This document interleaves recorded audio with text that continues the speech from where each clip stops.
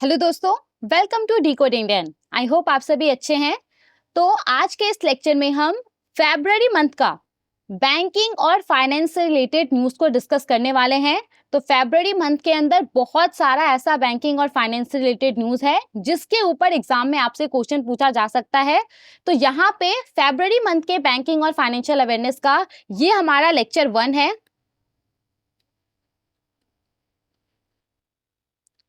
हम कोशिश करेंगे कि इस लेक्चर में ज़्यादा से ज़्यादा न्यूज़ को डिस्कस कर सके। और देखिए यहाँ पे मैंने चीज़ों को बहुत ज़्यादा लेंदी नहीं किया है, टू द पॉइंट न्यूज़ है ताकि आपको चीज़ें याद रहे। और क्योंकि बहुत सारा न्यूज़ है, उन सबको कवर करना है, तो इसलिए मैंने इसको एग्जाम स्पेसिफिक रखा है इस लेक्चर को। ओके। और देखिए बहुत सारे लोग बोल रहे हैं कि उनका एग्जाम आने वाला है, तो डोंट वरी, आपके एग्जाम से पहले जो भी इंपॉर्टेंट लेक्चर है, मार्च मंथ का भी बैंकिंग और फाइनेंशियल अवेयरनेस, फरवरी मंथ के बैंकिंग और फाइनेंशियल अवेयरनेस का लेक्चर 2, ये सब अपलोड हो जाएगा। Don't worry about it. और टेलीग्राम चैनल पे जो भी क्वेश्चंस पोस्ट किया जाता है बैंकिंग और फाइनेंशियल अवेयरनेस के ऊपर, प्लीज उसको आप कीजिए। उससे आपका बहुत ही इजी वे में जो बैंकिंग और फाइनेंस से रिलेटेड न्यूज़ है वो आपका कवर हो जाएगा और आप एग्जाम में ज़्यादा से ज़्यादा क्वेश्चन अटेंड कर पाएंगे। ओके, तो चलिए शुरू करते हैं।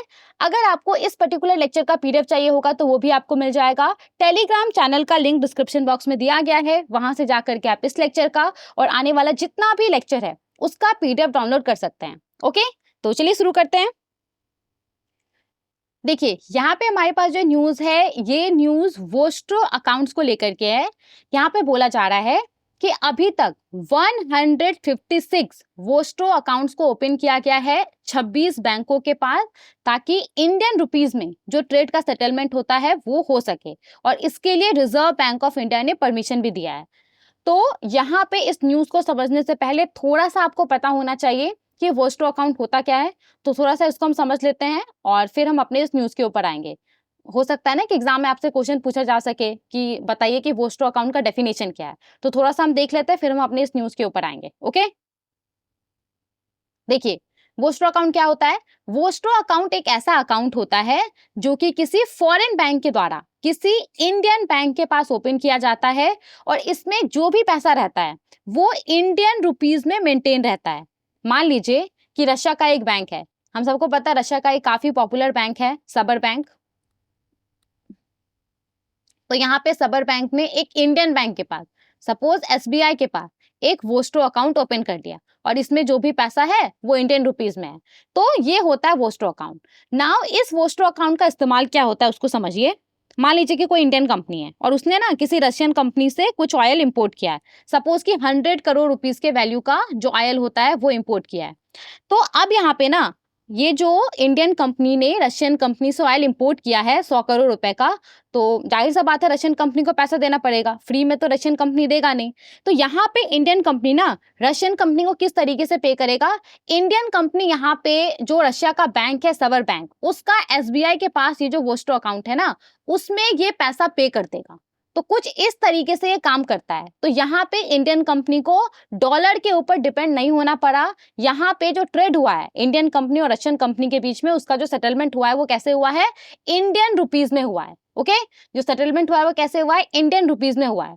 इसी तरीके से मान लीजिए कोई रशियन कंपनी है, रशियन कंपनी ने किसी इंडियन कंपनी से कुछ भी इंपोर्ट किया है, फार्मास्यूटिकल्स, मशीनरी, कुछ भी इंपोर्ट किया है, तो यहाँ पे रशियन कंपनी को इंडियन कंपनी को पैसा देना होगा, राइट। तो ये पैसा डॉलर में देने के बजाय जो रशियन कंपनी है ना, यहाँ पे क्या होगा ना, ये जो सबर बैंक है, सबर बैंक का जो एसबीआई के पास वोस्ट्रो अकाउंट है, इसमें जो 100 करोड़ रुपीस है ना, तो इस 100 करोड़ रुपीस से जो भी इंडियन यहाँ पे एक्सपोर्टर होगा उसको पैसा पे किया जाएगा।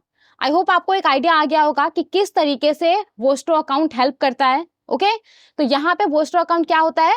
वोस्ट्रो अकाउंट एक ऐसा अकाउंट होता है जो कि किसी फॉरेन बैंक के द्वारा, भारत के बाहर का कोई बैंक है उसके द्वारा, भारत के अंदर कोई बैंक है उसके पास ओपन किया जाता है और इसमें जो भी पैसा रहता है ना वो इंडियन रुपीस में रहता है। ओके, तो ये अकाउंट किस चीज में हेल्प करता है, भारत और दूसरे कंट्रीज के बीच में जो भी ट्रेड होता है ना तो उसका सेटलमेंट लोकल करेंसी में हो जाए, इसके लिए इस तरह का अकाउंट्स का इस्तेमाल किया जाता है। ओके, तो इससे क्या होता है, हमारा जो डिपेंडेंसी है फॉरेन एक्सचेंज के ऊपर, फॉरेन करेंसी के ऊपर, जैसे कि यूएस डॉलर हो गया, यूरो हो गया, तो वो यहाँ पे कम होता है। हमारे एग्जाम्पल में क्या हुआ, दोनों देशों के बीच में ट्रेड हुआ और उसका सेटलमेंट ये जो वोस्ट्रो अकाउंट है उसके वजह से इंडियन रुपीज में हो पाया। आई होप आपको एक आइडिया आ गया होगा कि वोस्ट्रो अकाउंट होता क्या है। ओके, नाउ अब हम आते हैं अपने न्यूज के ऊपर कि न्यूज में क्या बोला जा रहा है। तो एक लाइन का न्यूज है, आपको आसानी से समझ में आ जाएगा। देखिए इसमें क्या बोला जा रहा है, इसमें बोला जा रहा है कि सरकार ने अनाउंस किया है कि रिजर्व बैंक ऑफ इंडिया ने अभी तक एज ऑफ डेट 30 अलग अलग देशों के 123 बैंकों को अलाउ किया है भारत के 26 बैंकों के पास 156 स्पेशल रुपी वोस्ट्रो अकाउंट ओपन करने के लिए। ओके, तो यहां पे सरकार ने बोला है कि रिजर्व बैंक ऑफ इंडिया ने अभी तक 30 अलग अलग देशों के 123 अलग अलग बैंकों को अलाउ किया है कि वो भारत के 26 बैंकों के पास 156 स्पेशल रुपी वोस्ट्रो अकाउंट ओपन कर सकता है, ताकि हमारा जो लोकल करेंसी है उसमें जो ट्रेड है वो हो सके, हमें फॉरेन करेंसी के ऊपर डिपेंड ना होना पड़े। आई होप आपको समझ में आ गया होगा ये पूरा न्यूज क्या है। ओके, आगे बढ़ते हैं, नेक्स्ट न्यूज को देखते हैं। देखिए यहां पे हमारे पास जो न्यूज है, इस न्यूज में बोला जा रहा है कि रिजर्व बैंक ऑफ इंडिया ने आरबीएल बैंक के MD and CEO R Subramanya Kumar का जो टेन्योर है उसको और 3 साल के लिए बढ़ा दिया है। तो रिजर्व बैंक ऑफ इंडिया ने आरबीएल बैंक के MD and CEO R Subramanya Kumar का जो टेन्योर है उसको और 3 साल के लिए बढ़ा दिया है। ओके, तो यही यहाँ पे बोला जा रहा है कि रिजर्व बैंक ऑफ इंडिया ने आरबीएल बैंक के MD and CEO R Subramanya Kumar का जो रीअपॉइंटमेंट हुआ था उसको अप्रूव कर दिया है और 3 साल के लिए, मतलब कि जो आपका आर सुब्रमण्य कुमार जी हैं वो आरबीएल बैंक के एमडी और सीईओ के पोस्ट पे और 3 साल के लिए बने रहेंगे। समझ में आ गया? ना यहाँ पे आरबीएल बैंक को लेकर के न्यूज था, तो हम देख लेते हैं इसका कुछ कुछ पॉइंट। तो आरबीएल बैंक का एस्टेब्लिशमेंट ईयर 1943 है। इसका हेडक्वार्टर आपको मुंबई महाराष्ट्र में मिलेगा। आरबीएल बैंक के एमडी एंड सीईओ का नाम है, अभी हमने देखा, आर सुब्रमण्य कुमार, और इनके टेन्योर को और 3 साल के लिए बढ़ा दिया गया है। इनके टेन्योर को और 3 साल के लिए बढ़ा दिया गया है। और आरबीएल बैंक का टैगलाइन है अपनों का बैंक। समझ में आ गया? आगे बढ़ते हैं, नेक्स्ट न्यूज को देखते हैं। देखिए यहाँ पे हमारे पास जो न्यूज है ये बहुत ही इंपॉर्टेंट न्यूज है, तो इसको ध्यान से समझिएगा। इसके ऊपर आई एम प्रिटी श्योर कि आपसे एग्जाम में क्वेश्चन पूछा जाएगा। तो देखिए यहाँ पे क्या बोला जा रहा है, हमारे देश का जो एक पब्लिक सेक्टर बैंक है बैंक ऑफ महाराष्ट्र को रिजर्व बैंक ऑफ इंडिया के तरफ से अप्रूवल मिल गया है कि ये गिफ्ट सिटी के अंदर अपना ब्रांच ओपन कर सकता है। बैंक ऑफ महाराष्ट्र को रिजर्व बैंक ऑफ इंडिया के तरफ से अप्रूवल मिल गया है कि ये गिफ्ट सिटी के अंदर अपना ब्रांच ओपन कर सकता है। तो इस न्यूज को समझने से पहले आपको ये पता होना चाहिए कि गिफ्ट सिटी है क्या। तो इसको हम थोड़ा सा देख लेते हैं। देखिए सबसे पहले तो गिफ्ट सिटी का फुल फॉर्म क्या है, तो G for Gujarat, I for international, F for finance, T for tech, और ये आपका सिटी।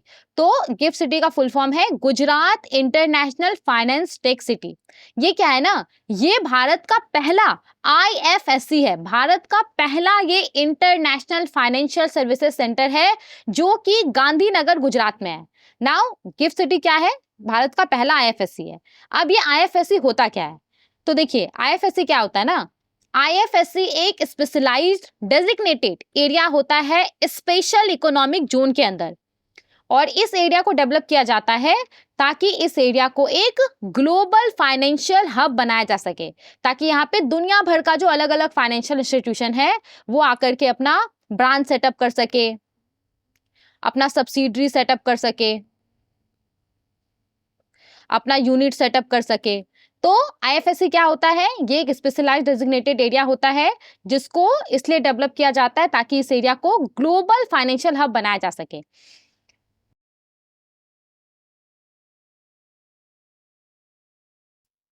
और देखिए यहाँ पे अलग अलग जो फाइनेंशियल इंस्टीट्यूशंस होता है वो अपना ब्रांच, सब्सिडरी, यूनिट सेटअप करता है, और यहाँ से दुनिया भर के लोगों को अलग अलग तरह का फाइनेंशियल सर्विसेज प्रोवाइड किया जाता है। जैसे कि आप यहाँ पे देख सकते हैं, कॉर्पोरेट बैंकिंग हो गया, इंश्योरेंस हो गया, इन्वेस्टमेंट एंड फंड मैनेजमेंट हो गया, ट्रेडिंग ऑफ सिक्योरिटीज हो गया। तो यहाँ से दुनिया भर के लोगों को इस तरह का जो फाइनेंशियल सर्विसेज है वो प्रोवाइड किया जाता है। अब देखिए यहाँ पे अभी अगर हम बात करें ना, तो अभी हमारे देश के अंदर जो एकमात्र आईएफएससी है वो क्या है, गिफ्ट आईएफएससी है। तो अभी ये जो गिफ्ट आईएफएससी है ना, वो हमारे देश के अंदर एकमात्र इंटरनेशनल फाइनेंशियल सर्विसेज सेंटर है। और ये कहाँ पे है, ये गांधीनगर गुजरात में है। ओके, ना देखिए वैसे तो अभी हमने क्या देखा कि गिफ्ट आईएफएससी गुजरात के गांधीनगर में, राइट, लेकिन उसके बावजूद भी इसको भारत से सेपरेट जुरिस्डिक्शन के तौर पे ट्रीट किया जाता है। और यहां से लोगों को जो भी फाइनेंशियल सर्विसेज प्रोवाइड किया जाता है ना, वो फॉरेन करेंसी में प्रोवाइड किया जाता है। डॉलर हो गया, यूरो हो गया, इसमें प्रोवाइड किया जाता है। तो जैसे कि मान लीजिए ना कि ये जो गिफ्ट आईएफएससी है, इसके अंदर कोई म्यूचुअल फंड का ब्रांच है और वहां पे आपने पैसा इन्वेस्ट किया है, तो ऐसा माना जाएगा कि आपने भारत के बाहर पैसा इन्वेस्ट किया है। ठीक है, समझ में आ गया। अब हम आते हैं अपने न्यूज के ऊपर कि न्यूज में क्या बोला जा रहा है।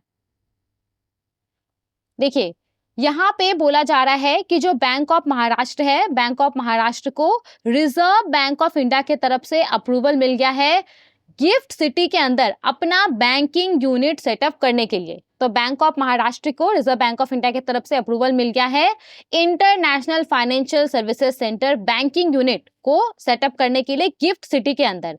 याद रहेगा, ये बैंक ऑफ महाराष्ट्र को ये अप्रूवल मिला है। तो यहाँ पे बैंक ऑफ महाराष्ट्र का ये जो ब्रांच है, ये इसका पहला ऐसा इंटरनेशनल ब्रांच है ना, जो कि भारत से दुनिया भर के लोगों को, जो भी इसका ग्लोबल क्लाइंट है, उसको अलग अलग तरह का ये जो बैंकिंग सर्विसेज होता है वो प्रोवाइड करेगा। ओके, समझ में आ गया ये वाला भी न्यूज। बैंक ऑफ महाराष्ट्र को लेकर के न्यूज था, तो इससे जुड़ा हुआ कुछ कुछ पॉइंट, जैसे कि इसका एस्टेब्लिशमेंट ईयर 1935 है। बैंक ऑफ महाराष्ट्र का हेडक्वार्टर पुणे महाराष्ट्र के अंदर है। इसके एमडी एंड सीईओ का नाम है निधु सक्सेना जी। और बैंक ऑफ महाराष्ट्र का टैगलाइन है वन फैमिली वन बैंक। चलिए आगे बढ़ते हैं, नेक्स्ट न्यूज को देखते हैं। देखिए यहाँ पे हमारे पास जो न्यूज है, इस न्यूज में बोला जा रहा है कि स्टैंडर्ड चार्टर्ड, जो कि भारत के अंदर एक फॉरेन बैंक के तौर पे काम करता है, तो स्टैंडर्ड चार्टर्ड ने पीडी सिंह को भारत के लिए सीईओ के तौर पे अपॉइंट किया है। ओके, तो यहाँ पे स्टैंडर्ड चार्टर्ड ने अनाउंस किया है कि इसने भारत के लिए पीडी सिंह को सीईओ के तौर पे अपॉइंट किया है। और इनका ये जो टेन्योर है वो 1 अप्रैल 2025 से इफेक्टिव हो जाएगा। और ये पीडी सिंह जी जरीन दारूवाला को रिप्लेस करेंगे। जरीन दारूवाला का जो टेन्योर है वो 31 मार्च 2025 को खत्म हो जाएगा। तो इसके जगह पे जो पीडी सिंह जी है, PD Singh ji standard chartered के सीईओ के तौर पे काम करेंगे भारत के लिए। समझ में आ गया। Standard chartered bank of India के बारे में अगर हम बात करें, तो स्टैंडर्ड चार्टर्ड बैंक इंडिया, ये जो पूरा स्टैंडर्ड चार्टर्ड पीएलसी है, जो कि एक ब्रिटिश मल्टीनेशनल बैंक है, उसका सब्सिडरी है भारत के अंदर। ये एक फॉरेन बैंक के तौर पे काम करता है। और देखिए इसका खास बात ये है ना कि ये 1858 से ही भारत के अंदर काम कर रहा है। तो ये यहाँ पे भारत के अंदर one of the oldest foreign bank है। और यहाँ पे इसके ब्रांचेस के बारे में बोला गया है, तो 42 सिटीज़ के अंदर इसका 100 ब्रांचेस है, ये सब यहाँ पे बोला गया है। ओके, तो सिंपली आपको बस इतना याद रखना है कि जो स्टैंडर्ड चार्टर्ड है, स्टैंडर्ड चार्टर्ड ने पीडी सिंह जी को भारत के लिए सीईओ के तौर पे अपॉइंट किया है। समझ में आ गया। आगे बढ़ते हैं, नेक्स्ट न्यूज को देखते हैं। यहाँ पे हमारे पास जो न्यूज है, ये न्यूज इंडियन ओवरसीज बैंक को लेकर के है, आईओबी को लेकर के है। इंडियन ओवरसीज बैंक ने ना 2 तरह का नया बैंकिंग फैसिलिटी को लॉन्च किया है। तो एक तो है आपका Aadhaar based account opening banking facility, और दूसरा है आपका एपीआई बैंकिंग फैसिलिटी। ओके, तो यहाँ पे इंडियन ओवरसीज बैंक ने इसका जो 89th फाउंडेशन डे था, इस अवसर पे इसने 2 तरह का बैंकिंग फैसिलिटी लॉन्च किया है, Aadhaar OTP based account opening facility और एपीआई बैंकिंग फैसिलिटीज।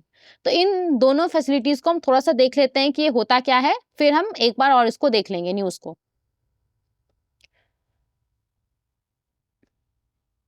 देखिए यहाँ पे सबसे पहले Aadhaar OTP based account opening facility, तो नाम से ही आपको पता चल जाएगा।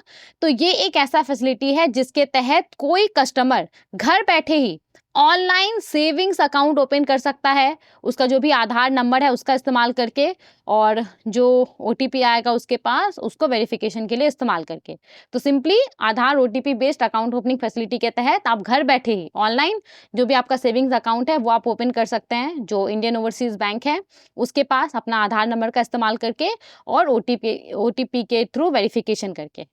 इसके बाद देखिए यहाँ पे एपीआई बैंकिंग फैसिलिटीज क्या होता है, तो बहुत ज़्यादा टेक्निकल टर्म्स में नहीं जाएंगे। सिंपली अगर मैं आपको समझाऊं तो सबसे पहले तो उसका फुल फॉर्म है application programming interface banking facility. तो ये क्या है ना, तो इसके तहत जो भी अलग अलग कंपनीज होता है, जो फिनटेक कंपनीज होता है, फाइनेंशियल टेक्नोलॉजी कंपनी होता है, जो अलग अलग डेवलपर्स होता है ना, वो यहाँ पे बैंकिंग सर्विसेज को डायरेक्टली इन कंपनीज का जो खुद का एप्लीकेशन होता है, जो वेबसाइट होता है, जो अकाउंटिंग सिस्टम होता है, उससे वो उसको कनेक्ट कर सकता है।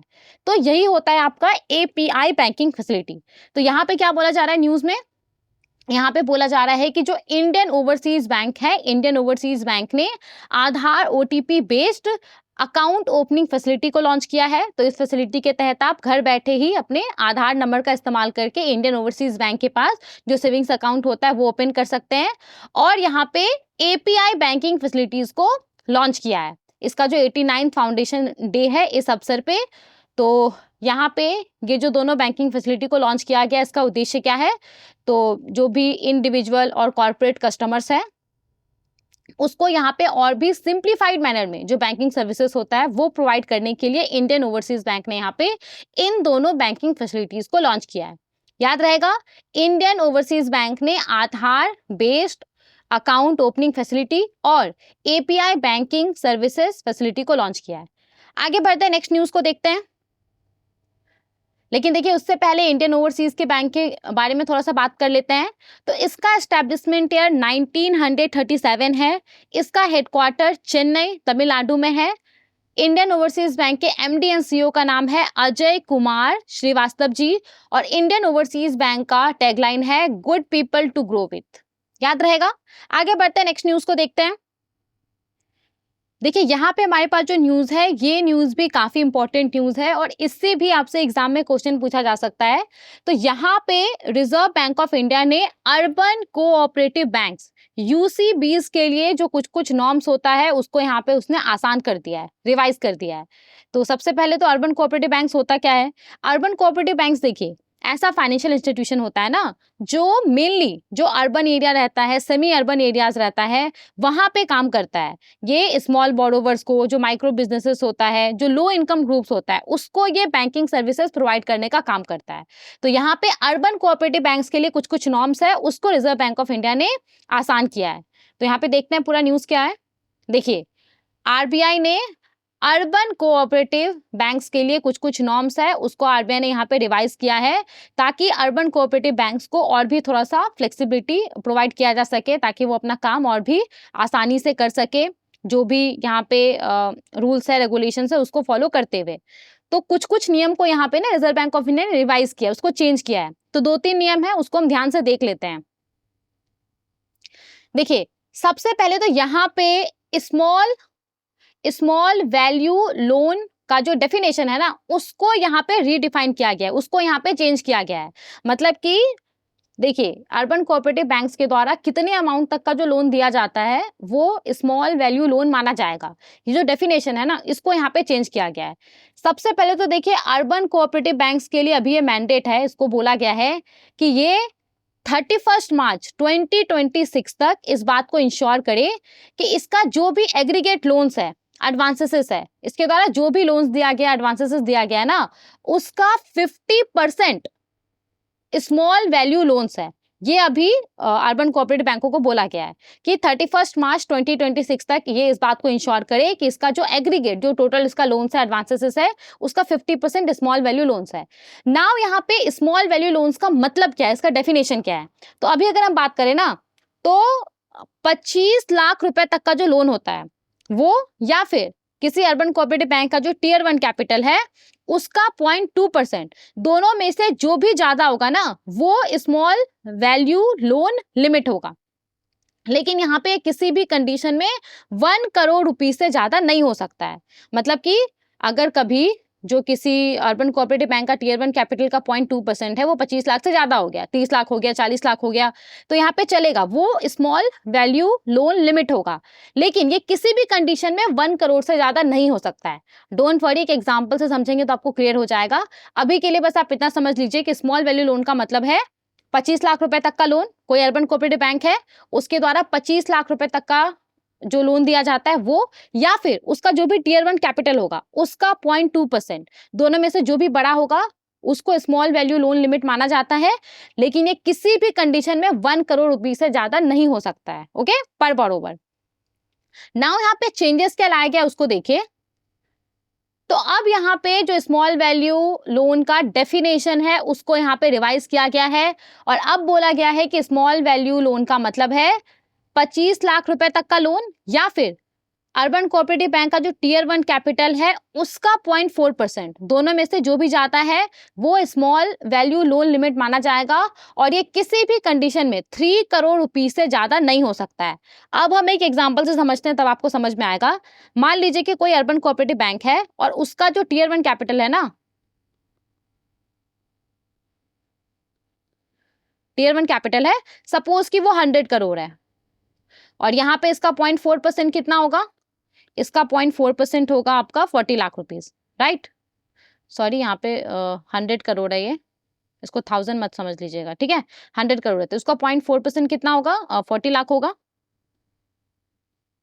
तो ये क्या है, ये तो 25 लाख रुपीस से ज्यादा है ना। तो यहाँ पे ये स्मॉल वैल्यू लोन लिमिट है। इस अर्बन कोऑपरेटिव बैंक के द्वारा 40 लाख रुपए तक का जो लोन दिया जाएगा ना वो क्या कहलाएगा, वो स्मॉल वैल्यू लोन कहलाएगा। नाउ यहाँ पे क्या बोला जा रहा है कि किसी भी कंडीशन में 3 करोड़ रुपीस से ज्यादा नहीं हो सकता है। मतलब अगर ये 50 लाख होगा तो चलेगा, 60 होगा, 70 होगा, मतलब ये किसी भी कंडीशन में 3 करोड़ रुपीस से ज्यादा नहीं हो सकता है। ओके, समझ में आ गया। यहाँ पे डेफिनेशन को चेंज किया गया है। पहले डेफिनेशन क्या था, 25 लाख रुपए तक का लोन या फिर टियर 1 कैपिटल का 0.2%, दोनों में से जो भी जाता है, और ये किसी भी कंडीशन में 1 करोड़ से ज्यादा नहीं हो सकता है। इसको चेंज करके भी क्या कर दिया गया है, 25 लाख रुपए तक का लोन या फिर टियर 1 कैपिटल का 0.4%, और ये किसी भी कंडीशन में 3 करोड़ रुपीस से ज्यादा नहीं हो सकता है। तो पहले 0.2% था, अभी इसको 0.4% कर दिया गया है, और यहाँ पे 1 करोड़ था, अभी इसको 3 करोड़ रुपीस कर दिया गया है। समझ में आ गया, आगे बढ़ते हैं। तो एक चेंजेस तो यहाँ पे स्मॉल वैल्यू लोन के डेफिनेशन में किया गया है। इसके बाद देखिए यहाँ पे aggregate housing real estate limit को भी चेंज किया गया है। अभी क्या है ना, अभी कोई अर्बन कोऑपरेटिव बैंक है, ओके, तो इसका रेसिडेंशियल मॉर्टगेजेस को जो एग्रीगेट एक्सपोजर होता है, जो टोटल एक्सपोजर होता है ना, रेसिडेंशियल मॉर्टगेजेस क्या हो गया यहाँ पे, जो इंडिविजुअल्स को हाउसिंग लोन दिया जाता है। तो अर्बन कोऑपरेटिव बैंक्स के द्वारा जो इंडिविजुअल्स को हाउसिंग लोन दिया जाता है, तो जो एग्रीगेट एक्सपोजर है, जो टोटल एक्सपोजर है, वो अर्बन कोऑपरेटिव बैंक का जो टोटल लोन होता है ना उसका 25% से ज्यादा नहीं होना चाहिए। सपोज कि कोई अर्बन कोऑपरेटिव बैंक है और उसका जो टोटल लोन है वो 1000 करोड़ का है, तो यहाँ पे इसका जो और देखिए यहाँ पे एक और चीज मेंशन है, other than those eligible to be classified as priority sector. तो यहाँ पे जो नॉन प्रायोरिटी हाउस लोन है ना वो इसके 25% से ज्यादा नहीं होना चाहिए, मतलब कि 250 करोड़ से ज्यादा नहीं होना चाहिए। समझ में आया। किसी अर्बन कोऑपरेटिव बैंक्स का जो रेसिडेंशियल मॉर्टगेजेस है, मतलब कि इंडिविजुअल्स को जो हाउसिंग लोन्स दिया जाता है ना, वैसे इंडिविजुअल्स को जो कि प्रायोरिटी सेक्टर के अंदर कवर नहीं होता है, तो वो टोटल ना, इसका जो टोटल लोन्स और एडवांसेस है उसका 25% से ज्यादा नहीं होना चाहिए। मान लीजिए कि कोई यूसीबी है और उसका जो tier 1 total loans and advances है वो 1000 करोड़ का है, तो यहाँ पे इसके द्वारा जो भी हाउसिंग लोन्स दिया जा रहा होगा इंडिविजुअल्स को जो प्रायोरिटी सेक्टर के अंदर नहीं आता है, वो किसी भी कंडीशन में 250 करोड़ से ज्यादा नहीं होना चाहिए। अब समझ में आया। नाउ देखिए यहाँ पे इसके बाद क्या बोला जा रहा है, आई होप ये पॉइंट क्लियर हो गया होगा। इसके बाद बोला जा रहा है कि किसी अर्बन कोऑपरेटिव बैंक का जो रियल एस्टेट सेक्टर होता है उसके अंदर जो एग्रीगेट एक्सपोजर होगा ना, जो टोटल एक्सपोजर होगा, मतलब कि रियल एस्टेट सेक्टर के अंदर जो इसने टोटल लोन दिया होगा कमर्शियल प्रॉपर्टीज के लिए, बिल्डर्स को, रियल एस्टेट डेवलपर्स को, तो ये इसका जो टोटल लोन्स और एडवांसेस होगा उसके 5% से ज्यादा नहीं होना चाहिए। मान लीजिए कि 1000 करोड़ है इसका टोटल लोन्स एंड एडवांसेस, तो इसका 5% कितना हो गया, 50 करोड़ हो गया। तो यहाँ पे रियल इस्टेट सेक्टर के अंदर इसका जो एग्रीगेट एक्सपोजर होगा ना, इस सेक्टर के अंदर इसने जो टोटल लोन दिया होगा वो 50 करोड़ रुपीस से ज्यादा नहीं होना चाहिए, ये यहाँ पे बोला जा रहा है। समझ में आ गया? देखिए ये जो पर्टिकुलर न्यूज है ना, ये न्यूज आरबीआई सर्कुलर्स का है, तो फरवरी मंथ के आरबीआई सर्कुलर्स वाले लेक्चर में मैंने इसको डिस्कस नहीं किया था, तो इसीलिए मैंने इसको यहाँ पे ऐड कर दिया है। आई होप आपको समझ में आ गया होगा। ओके, इसके बाद देखिए यहाँ पे किसी एक सिंगल पर्सन को मैक्सिमम कितना हाउसिंग लोन दिया जा सकता है, उसके लिए जो लिमिट है ना, उसको भी यहाँ पे डिवाइस किया गया है। तो हम सबको पता है कि हमारे देश के अंदर जितना भी अर्बन कोऑपरेटिव बैंक है उसको 4 टियर के अंदर डिवाइड किया गया है, उसका जो डिपॉजिट साइज है उसके आधार पे, tier 1, tier 2, tier 3, tier 4, right. तो यहाँ पे देखिए टियर 1 जो यूसीबी है ना, टियर 1 अर्बन कोऑपरेटिव बैंक्स किसी एक सिंगल व्यक्ति को 60 लाख रुपए तक का जो हाउसिंग लोन होता है वो प्रोवाइड कर सकता है। टियर 2 यूसीबी किसी एक सिंगल व्यक्ति को 1.40 करोड़ तक का जो हाउसिंग लोन होता है वो प्रोवाइड कर सकता है। टियर 3 यूसीबी किसी एक सिंगल व्यक्ति को 2 करोड़ रुपीस तक का जो हाउसिंग लोन होता है वो प्रोवाइड कर सकता है। और टियर 4 यूसीबी किसी एक सिंगल व्यक्ति को 3 करोड़ रुपीस तक का जो हाउसिंग लोन होता है वो प्रोवाइड कर सकता है। तो यहाँ पे इंडिविजुअल हाउसिंग लोन लिमिट में भी चेंजेस किया गया है। ठीक है, आई होप आपको सारा पॉइंट समझ में आ गया होगा। तो ये सब कुछ यहाँ पे नॉर्म्स है जिसको कि रिजर्व बैंक ऑफ इंडिया ने रिवाइज किया है, आसान किया है। ओके, आगे बढ़ते हैं, नेक्स्ट न्यूज को देखते हैं। देखिए यहाँ पे हमारे पास जो न्यूज है, ये न्यूज भी स्टैंडर्ड चार्टर्ड को लेकर के है। तो स्टैंडर्ड चार्टर्ड ने यहाँ पे बोला है कि वो 2025 तक और 10 शहरों में प्रायोरिटी सेंटर्स को ओपन करेगा। तो यहाँ पे पूरा न्यूज़ क्या है, यहाँ पे स्टैंडर्ड चार्टर्ड बैंक ने बोला है कि वो 2025 तक और 10 शहरों के अंदर प्रायोरिटी सेक्टर्स को ओपन करेगा। और ये जो प्रायोरिटी सेक्टर होगा ना, सेंटर्स होगा, ये क्या करेगा, तो ये जो हाई नेट वर्थ इंडिविजुअल्स है उसका जो बैंकिंग नीड है उसको पूरा करेगा। स्टैंडर्ड चार्टर्ड बैंक का जो high net worth Indian client है उसको ये बैंकिंग सर्विसेज प्रोवाइड करेगा। तो यहाँ पे स्टैंडर्ड चार्टर्ड बैंक ने बोला है कि 2025 तक वो 10 शहरों के अंदर प्रायोरिटी सेंटर्स ओपन करेगा। ये प्रायोरिटी सेंटर जो इसका हाई नेटवर्थ इंडियन क्लाइंट्स होगा उसका जो बैंकिंग नीड होगा उसको पूरा करेगा। अभी अगर हम बात करें तो अभी स्टैंडर्ड चार्टर्ड बैंक का पूरे देश भर के अंदर 14 इस तरीके का प्रायोरिटी सेंटर्स है, जो भी इसका एफ्लुएंट पॉपुलेशन है, मतलब वो जो हाई नेटवर्थ इंडिविजुअल्स है उसका जो बैंकिंग नीड है उसको पूरा करता है। तो बस सिंपली यही न्यूज था। आगे बढ़ते हैं, नेक्स्ट न्यूज को देखते हैं। ओके, ये भी न्यूज काफी इंपॉर्टेंट है तो इसको भी ध्यान से समझिएगा। देखिए, रिजर्व बैंक ऑफ इंडिया ने एक्सटो इंडिया टेक्नोलॉजीज, ये नाम याद कर लीजिए अच्छे से, ये आपसे पूछा जा सकता है। रिजर्व बैंक ऑफ इंडिया ने एक्सटो इंडिया टेक्नोलॉजीज को सेलेक्ट किया है ऑफलाइन पेमेंट टेस्टिंग के लिए।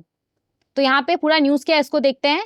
देखिए, रिजर्व बैंक ऑफ इंडिया ने रेगुलेटरी सैंडबॉक्स को लॉन्च किया है। तो रेगुलेटरी सैंडबॉक्स होता क्या है, एकदम आसान शब्दों में अगर मैं आपको बताऊं ना, तो ये एक ऐसा फ्रेमवर्क होता है ना जिसके तहत जहाँ पे जो फिनटेक फॉर्म होता है, फिनटेक फॉर्म अलग अलग तरह का जो इनोवेटिव फाइनेंशियल प्रोडक्ट होता है उसको ये लोग ट्राई करता है। लोगों मतलब एक्चुअली जमीनी स्तर पे लॉन्च करने से पहले ये यहाँ पे इसको ट्राई करता है रिजर्व बैंक ऑफ इंडिया के सुपरविजन में।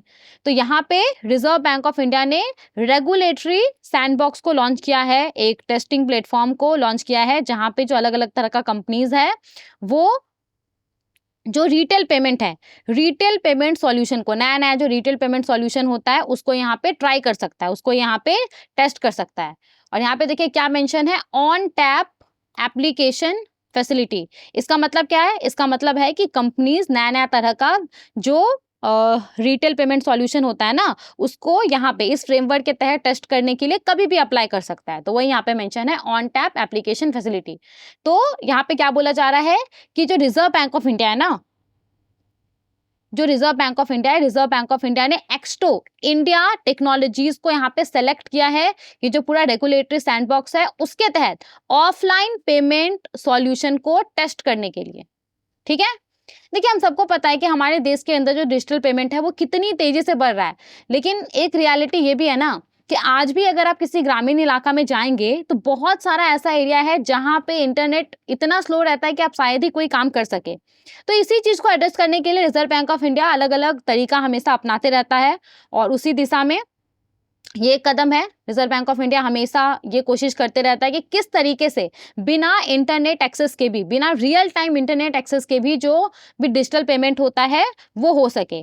तो यहाँ पे जो ऑफलाइन पेमेंट मेथड होता है उसको इम्प्लीमेंट करके जो इस तरीके का फिनटेक कंपनी है, जो ये आपका एक्सटो इंडिया टेक्नोलॉजीज है, वो यहाँ पे हेल्प करेगा ताकि बिना इंटरनेट के भी जो डिजिटल पेमेंट होता है वो हो सके ग्रामीण इलाके में, और जो भी फाइनेंशियल इंक्लूजन है उसको बढ़ाया जा सके। ठीक है, तो आपको बस इतना याद रखना है कि रिजर्व बैंक ऑफ इंडिया ने यहाँ पे एक्सटो इंडिया टेक्नोलॉजीज को सेलेक्ट किया है ऑफलाइन पेमेंट टेस्टिंग के लिए।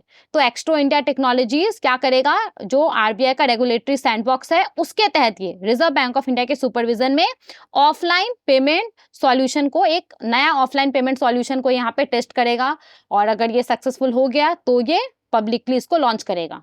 समझ में आ गया? आगे बढ़ते हैं, नेक्स्ट न्यूज को देखते हैं। देखिए यहाँ पे हमारे पास जो न्यूज है ये न्यूज IPPB और PNB मेट लाइफ को लेकर के है। तो IPPB और PNB मेट लाइफ के बीच में पार्टनरशिप हुआ है ताकि भारत के अंदर ज्यादा से ज्यादा लोगों को लाइफ इंश्योरेंस प्रोडक्ट ऑफर किया जा सके। ओके, तो यहाँ पे देखिए IPPB का फुल फॉर्म क्या है, इंडिया पोस्ट पेमेंट्स बैंक। तो IPPB और PNB Met Life India insurance company limited, short में कहें तो PNB मेट लाइफ, तो इंडियन पोस्ट पेमेंट बैंक और PNB मेट लाइफ के बीच में एक स्ट्रैटेजिक बैंक का इंश्योरेंस जो अलायंस होता है इन दोनों ने उसमें इंटर किया है, एक बैंक का इंश्योरेंस पैक्ट को साइन किया है। तो बैंक का इंश्योरेंस पैक्ट होता क्या है, बहुत बार आपने इसके बारे में पढ़ा होगा। देखिए नाम से आपको पता चल रहा है बैंक का इंश्योरेंस, तो इसमें क्या होता है ना, इसमें बैंक और किसी इंश्योरेंस कंपनी के बीच में एक पार्टनरशिप होता है, और इस पार्टनरशिप में यह तय होता है कि जो बैंक है, बैंक अपने ब्रांचेस से उस इंश्योरेंस कंपनी का जिसके साथ इसका पार्टनरशिप हुआ है, उस इंश्योरेंस कंपनी का जो इंश्योरेंस प्रोडक्ट है वो अपने कस्टमर्स को सेल करेगा। तो इससे दोनों को किस तरीके से फायदा होता है, इंश्योरेंस कंपनी का बात करें तो इंश्योरेंस कंपनी को बैंक का कस्टमर बेस मिल जाता है, और बैंक का बात करें तो बैंक उस इंश्योरेंस कंपनी का जितना भी इंश्योरेंस प्रोडक्ट सेल करता है उसके ऊपर उसको कमीशन वगैरह मिल जाता है। तो यही होता है बैंक का इंश्योरेंस पार्टनरशिप। तो यहाँ पे जो इंडियन पोस्ट पेमेंट बैंक है और PNB Met Life India insurance company limited है, PNB मेट लाइफ है, उसके बीच में जो बैंक का इंश्योरेंस पार्टनरशिप होता है वो हुआ है ताकि ज्यादा से ज्यादा लोगों को, पूरे देश भर के अंदर ज्यादा से ज्यादा लोगों को जो लाइफ इंश्योरेंस प्रोडक्ट होता है, ये भी याद रखिएगा, जो लाइफ इंश्योरेंस प्रोडक्ट होता है वो ऑफर किया जा सके। समझ में आ गया पूरा न्यूज क्या था? नाम आपको याद रखना है, इंडियन पोस्ट पेमेंट बैंक और PNB मेट लाइफ के बीच में बैंक का इंश्योरेंस पार्टनरशिप हुआ है। आगे बढ़ते हैं ना। देखिए यहाँ पे इस कोलैबोरेशन के तहत क्या होगा, तो इस कोलैबोरेशन के तहत जो इंडिया पोस्ट पेमेंट बैंक है उसका जो पूरे देश भर के अंदर 650 बैंकिंग आउटलेट है और 110 मिलियन का कस्टमर बेस है इसके पास। तो यहाँ पे इंडियन पोस्ट पेमेंट बैंक क्या करेगा, अपने 650 बैंकिंग आउटलेट से अपने 110 मिलियन कस्टमर्स को जो PNB मेट लाइफ का लाइफ इंश्योरेंस प्रोडक्ट है वो ऑफर करेगा। समझ में आ गया? आगे बढ़ते हैं ना। यहाँ पे इंडिया पोस्ट पेमेंट बैंक के बारे में अगर हम थोड़ा सा बात करें तो इसको देखिए department of post ministry of communication के द्वारा एस्टेब्लिश किया गया है। बहुत बार इस तरीके का क्वेश्चन पूछ लिया जाता है कि किस मिनिस्ट्री के द्वारा इसको एस्टेब्लिश किया गया है। तो याद रखिएगा इंडिया पोस्ट पेमेंट बैंक को department of post ministry of communication के द्वारा एस्टेब्लिश किया गया है, और इसको पूरी तरीके से भारत सरकार ओन करता है। जितना भी शेयर है ना वो सब भारत सरकार ओन करता है। और इसको लॉन्च कब किया गया है, तो 1 सितंबर 2018 को इसको लॉन्च किया गया है। इसके बाद देखिए PNB मेट लाइफ के बारे में अगर हम बात करें ना, तो ये हमारे देश का one of the major life insurance company है, और ये सिंपली जो हमारे देश का नेशनलाइज्ड बैंक है, जो पब्लिक सेक्टर बैंक है, पीएनबी, पंजाब नेशनल बैंक, उसके और मेट लाइफ के बीच में एक जॉइंट वेंचर है। तो यहाँ पे ये जो आपका इंडियन पोस्ट पेमेंट बैंक है और ये जो आपका पीएनबी मेट लाइफ है, इसके बीच में बैंक का इंश्योरेंस पार्टनरशिप हुआ है। समझ में आ गया?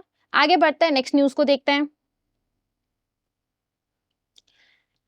देखिए यहाँ पे हमारे पास जो न्यूज है, इस न्यूज में बोला जा रहा है कि स्टेट बैंक ऑफ इंडिया ने फाइनेंशियल ईयर 2024-25 के लिए इसका जो जीडीपी ग्रोथ फोरकास्ट था ना, जो इसका प्रिडिक्शन था, एस्टिमेशन था, इसको इसने 6.3% कर दिया है।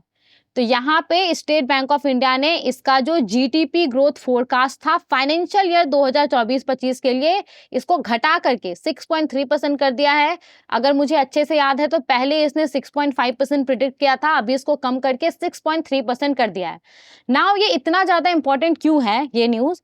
क्योंकि देखिए यहाँ पे ना रिजर्व बैंक ऑफ इंडिया का जो एस्टिमेशन है फाइनेंशियल ईयर 2024-25 के लिए जीडीपी ग्रोथ फोरकास्ट है आरबीआई का, वो 6.6% है। तो यहाँ पे आप देख रहे हैं एसबीआई ने रिजर्व बैंक ऑफ इंडिया का जो एस्टिमेशन है ना, उससे भी कम एस्टिमेट किया है।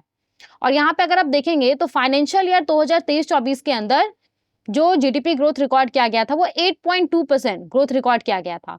तो यहाँ पे उससे ये कम है। तो ये क्या शो करता है? ये शो करता है कि आने वाले समय में जो हमारा इकोनॉमिक ग्रोथ है वो स्लो होने वाला है। ओके, तो स्टेट बैंक ऑफ इंडिया ने इसका जो फाइनेंशियल ईयर 2024-25 के लिए जीडीपी ग्रोथ फोरकास्ट था उसको कम करके 6.3% कर दिया है। आई होप आपको समझ में आ गया होगा। आगे बढ़ते हैं, नेक्स्ट न्यूज को देखते हैं। देखिए यहाँ पे हमारे पास जो न्यूज है, ये न्यूज मुथूट फाइनेंस को लेकर के है। We all know about Muthoot finance. ये क्या करता है? तो गोल्ड के अगेंस्ट में ये लोन प्रोवाइड करता है, राइट। तो यहाँ पे मुथूट फाइनेंस को रिजर्व बैंक ऑफ इंडिया की तरफ से अप्रूवल मिल गया है। ये हमारे देश भर के अंदर और 115 ब्रांचेस को ओपन कर सकता है। तो मुथूट फाइनेंस को रिजर्व बैंक ऑफ इंडिया की तरफ से अप्रूवल मिल गया है और 115 ब्रांचेस को ओपन करने के लिए। यही यहाँ पे न्यूज है। तो मुथूट फाइनेंस ने यहाँ पे बोला है कि इसको जो आरबीआई है, आरबीआई का अप्रूवल मिल चुका है और 115 ब्रांचेस को ओपन करने के लिए। मुथूट फाइनेंस के बारे में बात करें तो ये क्या है? ये हमारे देश का लार्जेस्ट गोल्ड लोन एनबीएफसी है। ये क्या करता है? ये जो भी गोल्ड ऑर्नामेंट्स होता है, जो भी ज्वेलरी वगैरह होता है, उसके अगेंस्ट में आपको लोन प्रोवाइड करता है। 1939 में इसको एस्टैब्लिश किया गया था। इसका हेडक्वार्टर केरला के अंदर है और देखिए पूरे देश भर के अंदर इसका बहुत सारा ब्रांचेस है और यहाँ पे आरबीआई से इसको अप्रूवल मिल गया है कि और ये 115 नए ब्रांचेस को ओपन कर सकता है। तो ये काफी तेजी से ग्रो कर रहा है, राइट। तो एक न्यूज ये था हमारा। तो आज के इस लेक्चर में हमने काफी न्यूज को डिस्कस कर लिया है। आई होप सभी न्यूज आपको समझ में आ गया होगा। तो बहुत सारे न्यूज बचा हुआ है, डोंट वरी, उन सब न्यूज को हम नेक्स्ट वाले लेक्चर में कवर कर लेंगे। ओके, आई होप आपको ये लेक्चर इन्फॉर्मेटिव लगा होगा। Thank you so much for watching.